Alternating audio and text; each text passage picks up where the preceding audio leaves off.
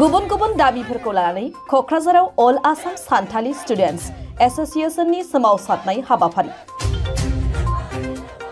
ST गनायथि हानि पाट्टा खामानि मावनायनि मुजुरा बारायनांगौनि बायदि बायदि मोनबा दाबिफोरखौ लानानै दिनै क'क्राझार जिल्ला कमिटि धुबुरी जिल्ला कमिटि आरो चिरां जिल्ला कमिटि आसानि दैदेनगिरि आरो सान्थालि रायजो राजाफ्रा क'क्राझार सोहोरनि महात्मा गान्धी गथ'सा पार्कआव 3 घन्टा खुद्रिसारनाय हाबाफारि लायो।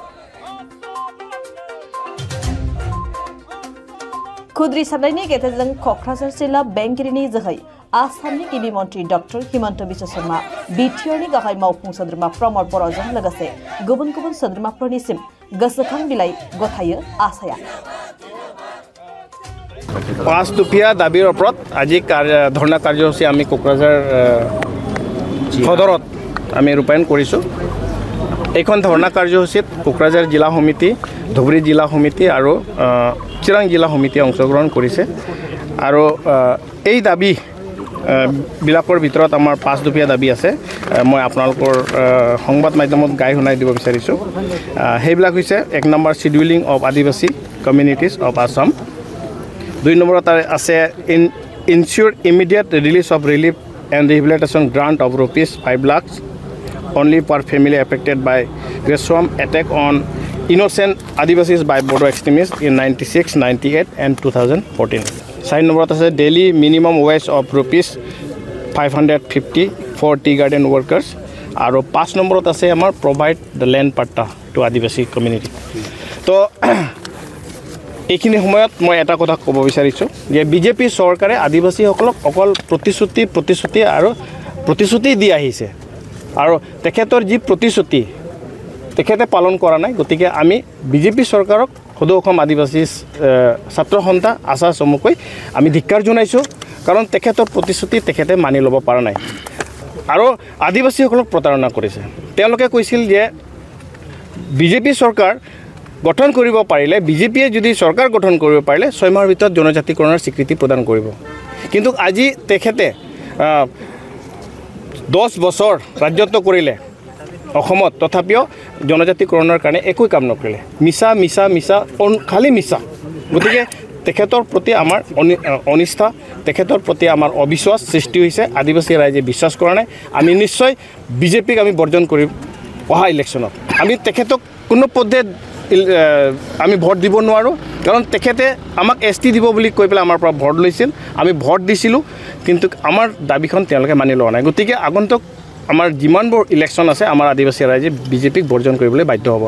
এইখিনি সময়ত এটা কথা ক'ব বিচাৰিছোঁ যে যোৱা বড়োলেণ্ড আন্দোলনত, বিশেষকৈ কোকৰাঝাৰ, ধুবুৰী আৰু চিৰাং অঞ্চলত বড়োলেণ্ড আন্দোলনৰ ফলত বহুতো আদিবাসী ক্ষতিগ্ৰস্ত হৈছে। আৰু এই আন্দোলন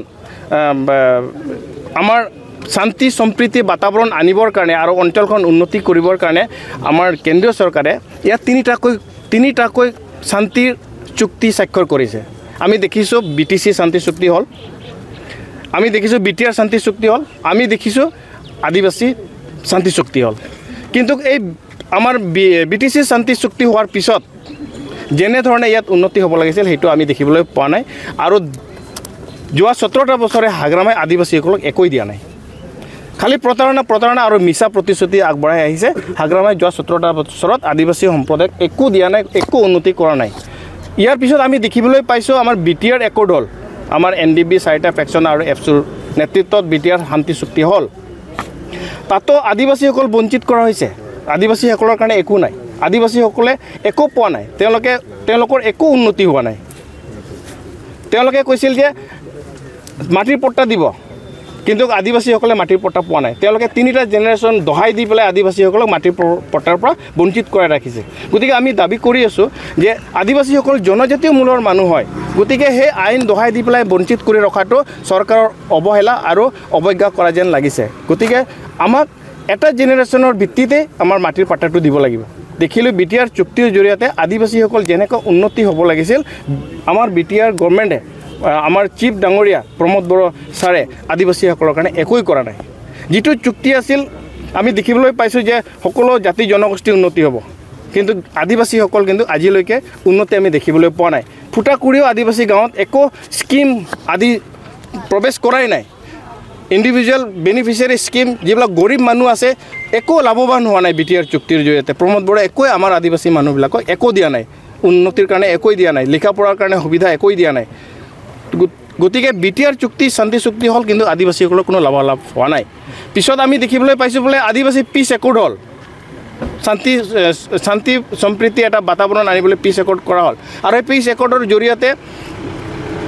পিছ একৰ্ডৰ জৰিয়তে আদিবাসী ৰাইজৰ উন্নতি হ'ব বুলি আমি আশা কৰিছিলোঁ কিন্তু চৰকাৰে ফুটাকুৰিও আমাৰ AWDCৰ পৰা আদিবাসী ৰাইজক একো দিয়া নাই গতিকে আমি গভৰ্ণমেণ্টক ধিক্কাৰ জনাইছোঁ আপোনালোকে চৰকাৰ হৈ পেলাই আদিবাসী জনগোষ্ঠীৰ কাৰণে কি প্লেনিং কৰিছে মই সুধিব বিচাৰিছোঁ আপোনালোকে খেলিছেনে নে আপোনালোকে আমাক প্ৰতাৰণা কৰি আছে গতিকে স্পষ্ট কৰক